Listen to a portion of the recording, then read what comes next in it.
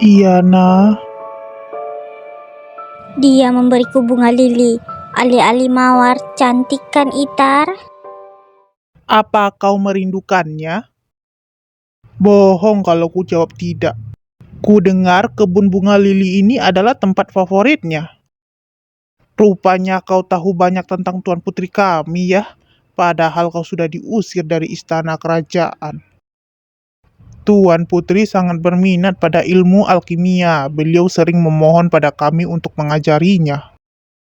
Tapi dia payah dalam hal itu. Dia tidak bisa mengenali benda alkimia, bahkan meski bendanya diletakkan tepat di hadapannya. Kamu mau bikin apa sih, Iyana? Aku coba membuat ramuan eliksir, tapi malah meledak. Rambutku jadi terbakar deh. Cepat atau lambat, ayah dan pangeran mahkota akan menyadarinya, atau mereka mungkin sudah menyadarinya, dan sedang menyusun siasat untuk melawanku. Apa yang akan kau lakukan kalau pemberontakanmu gagal? Tujuanku bukanlah untuk mengambil ahli Trija, tapi untuk menghancurkan keluarga kerajaan. Asalkan mereka hancur, tidak ada yang bisa disebut gagal. Dan kurasa akan ada konsekuensinya kalau aku berhasil mendapatkan Amelia Dian. Apa yang akan kau lakukan padanya? Aretenya sangat berguna. Aku berencana menggabungkan kekuatannya dengan kekuatan Gordelia dan memanfaatkannya. Kemudian aku akan membunuhnya. Orang-orang akan mengingatnya secantik penampilannya di hari penganugerahan medali lili, lalu Dukcail yang murka akan membakar habis Trija. Dia sekarang hanyalah cangkang kosong dari dirinya di masa lalu. Jadi kalau kita mencuri satu-satunya orang yang dia sayangi, dia akan kembali ke dirinya yang seorang monster sebagaimana seharusnya. Begitu ya. Kami berhasil menetralisir sihirnya Dukcail. Sesuai perkiraan, yang melancarkan tidak lain adalah Marabas Reader. Dia memasang berlapis-lapis pengamanan. Jadi, memecahkan atau menciplaknya akan sulit untuk sementara ini. Tenung alkimia biasanya dilakukan terhadap benda mati, tapi Marabas berhasil memanipulasi makhluk hidup dengan mantranya. Monster yang menyerang Nyonya juga dikurung dalam bentuk bubuk halus. Setelah kami memiliki bukti, keluarga kerajaan Trija pasti akan terguncang sekali. Tidak sulit menebak tujuannya Itar dan Marabas. Pemberontakan, kemungkinan mereka akan melaksanakannya di hari peringatan kematian Putri Iana. Melalui Cordelia, mereka bisa memperkuat efek sihir dan arete, serta mengendalikan masyarakat umum dengan mengendalikan pikiran mereka. Kemungkinan Itar ingin mengeksekusi semua orang yang terlibat dalam kasus pembunuhan adiknya. Tapi pengendalian pikiran bukanlah cara yang cocok untuk membongkar rahasia. Arete yang paling cocok untuk membongkar kebenaran adalah di mana Amel sekarang? Nyonya sedang pergi ke pasar sentral, Tuan. Pasar sentral? Lagi-lagi. Segeralah bersiap, kita akan menyusul ke sana. Syukurlah aku menyiapkan ruang kantor untuk Nona Ane di gedung tambahan. Mengingat akhir-akhir ini, dia sering minta bahan referensi. Mungkin untuk sementara ini dia akan sering datang untuk bekerja dengan kami. Dia benar-benar orang yang dermawan. Dia bahkan turut menyumbang untuk memperluas gedungnya. Pak, ada tamu untuk Anda. Ada apa ini? Tamu? Kukira aku tidak ada jadwal apa-apa hari ini. Soal itu, Presiden Albert Chart, maaf aku datang bertamu tanpa diundang terlebih dahulu. Duke, Client Child, aku datang karena punya firasat bahwa kau mungkin tengah menampung calon istriku di gedung ini. Calon istri Anda maksudnya? Pemimpin perusahaan penerbit koran harusnya sudah tahu siapa dia. Yang kumaksud adalah Air Amelia Dian. Saya berani bersumpah, meskipun saya tahu siapa dia, saya tidak pernah bertemu dengan Air Diana secara langsung. Mohon percayalah pada saya. Wangi ini ternyata benar. Dia sering berpergian sambil mengenakan jubah penyamaran. Sejumlah besar amplop yang dibakar oleh Vanessa. Peluncuran hari yang baik untuk berselingkuh disambut meriah. Duckchild? Amal menyukai segala yang imut-imut. Dalam hal keimutan, aku kalah telak darinya. Tapi, dia bilang dia mencintaiku. Tapi dipikir-pikir lagi, aku hanya pernah mendengarnya saat kami bergumul di ranjang. Apa maksudnya dia hanya mencintai tubuhku? Dia memang gampang terbuai nafsunya dan rangsangan fisik, tetapi tetap saja tidak.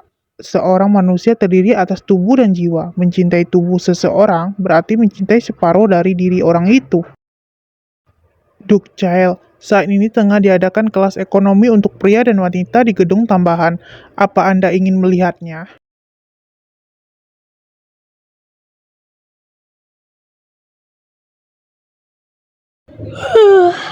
Berhasil menemukan sesuatu, Nyonya. Aku coba mencari artikel yang berhubungan dengan kehilangan Cordelia dari kediaman Child dan juga tentang kematian Putri Iana.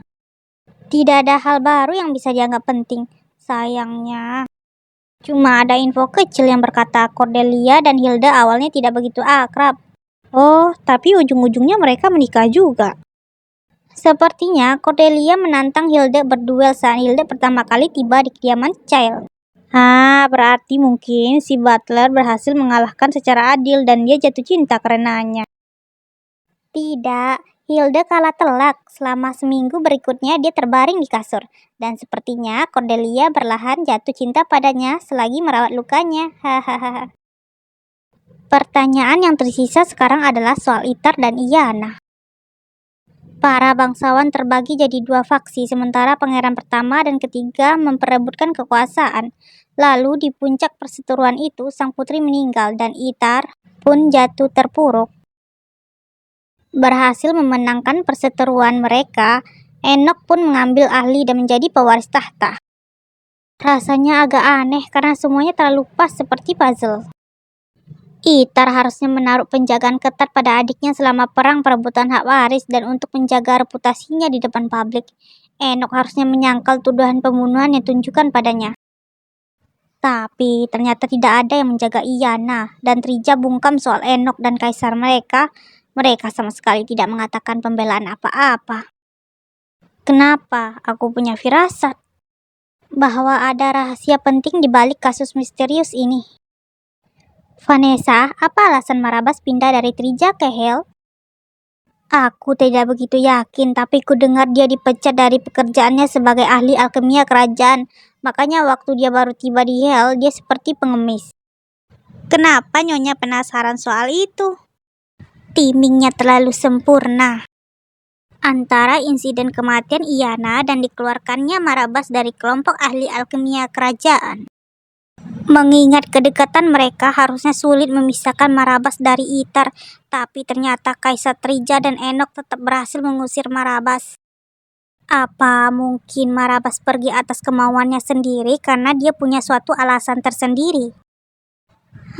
Kepalaku pusing. Aku mau cari cemilan untuk isi perut dulu. Ya, pergilah duluan. Akan kubereskan ini dulu sebelum menyusulmu. Terima kasih Vanessa, akan kupesankan bagianmu juga. Sebelum lanjut ke video berikutnya, jangan lupa di subscribe dan di like ya guys. Mereka sampai punya kafeteria juga. Hellstamp benar-benar sudah berkembang pesat.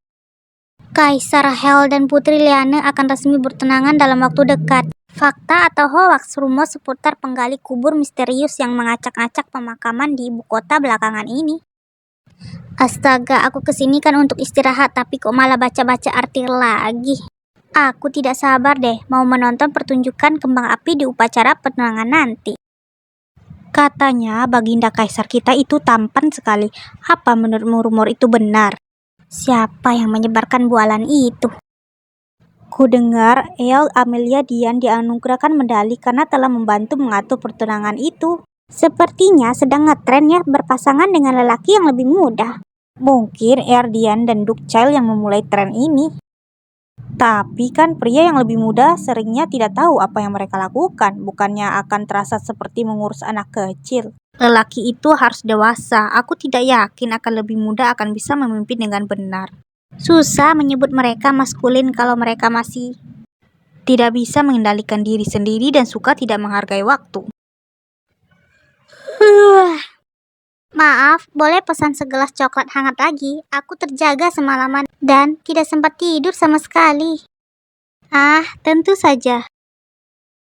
Silakan, Nona. Terima kasih. Boleh saya tahu kenapa Anda tidak sempat tidur? Oh, itu. Suamiku lebih muda, jadi kalau malam dia membuatku tidak bisa tidur. Sepertinya kalian benar. Pria yang lebih muda memang suka tidak menghargai waktu. Hehehe. Oh no! Saya dengar kadang kelakuan mereka sulit ditebak ya.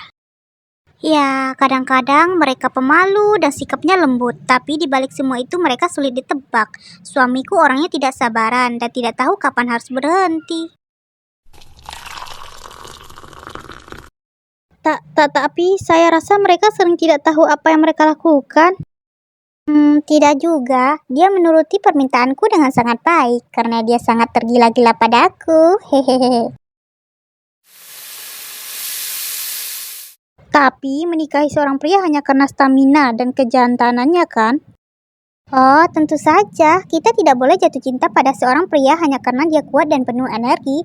Tapi pria yang lebih muda bisa bersikap sangat manis pada pasangan mereka loh. Oh, begitu ya. Beginilah cara terbaik untuk menyombong. Dan untuk mengakhirinya, maaf, tapi boleh aku minta tambahan segelas espresso? Aku perlu siap-siap menghadapi malam ini. Hehehe. Apa segelas saja cukup? Kel, bagaimana kamu bisa menemukanku? Kurasa dengan berkeliling sambil memikirkanmu. Oh, baru juga dibicarakan, ternyata suaminya muncul. Apa Anda ingin memesan espressonya untuk dibawa pulang? Ya, untungnya tidak ada yang mengenali kami berkat jubah ini. Ya, Vanessa, urus pesanannya untuk kami. ya, tentu saja. Ya, tentu saja. Mana mungkin dia bisa melewati penjagaan Vanessa kalau bukan karena menyuapnya. Aku bisa melihat kantong uangnya loh, Vanessa. Oh, Pak Presiden Albert. Nona Anne Smith ternyata Erdian. Ya ampun, aku memang merasa dia bukan orang biasa. Tapi ini... Dan sekarang dia jadi tahu deh. Aku juga ingin lelaki yang lebih muda. Kekel, bisa kita bicara sebentar? Aku minta maaf karena sudah membohongimu. Kalau kamu ingin bicara, tunggu saja sampai besok pagi. Malam kita baru saja dimulai. Iya, itu kedengarannya romantis. Tapi dengar, aku benar-benar minta maaf. Kenapa kamu melakukannya? Maaf. Dan kenapa kamu menyebutku sebagai suamimu hanya saat kamu menyombong ke orang lain? Kamu tidak pernah memanggilku suamiku di depanku. Apa? Apa pria lebih muda yang kamu sebut suamimu benar-benar adalah aku? Apa maksudmu? Tidak ada orang lain selain kamu yang akan kusebut begitu. Jangan bilang kamu berpikir yang aneh-aneh karena melihat judul buku entah apa lagi. Lagi-lagi kamu selalu saja meragukanku. Tapi itu bukan salahmu, melainkan salahku. Maaf ya, Kel, aku benar-benar tidak ada naksir orang lain. Malahan aku cemas kamu akan meninggalkanku demi wanita lain.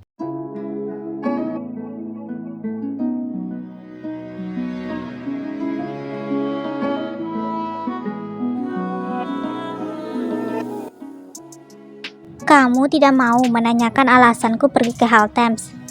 Aku bukan suami obsesif dan menjijikan yang menanyakan setiap gerak-gerik dan rencananya istriku. Aku juga tidak cemburu buta. Tapi kamu mengikutiku sampai ke kantornya Haltems. Kalau begitu, bagaimana kalau kita tanyakan pendapatnya Anne Smith? Aku tahu dia berpihak pada keluarga Chell, tapi aku tidak pernah menyangka bahwa dia sebenarnya adalah tunanganku. Maaf. Aku ingin mendengarmu mengatakannya. Katakan bahwa kamu merasa bersalah karena sudah merahasiakan hal itu dari calon suamimu. Dan juga bahwa kamu akan selalu berada di sisiku. Aku mencintaimu, sungguh, tak peduli apapun yang kamu lakukan. Meski itu sesuatu yang berisiko atau berbahaya, aku tidak akan mencampakkanmu. Biar kuuji pernyataanmu. Silakan, toh kita sudah memesan banyak espresso untuk besok.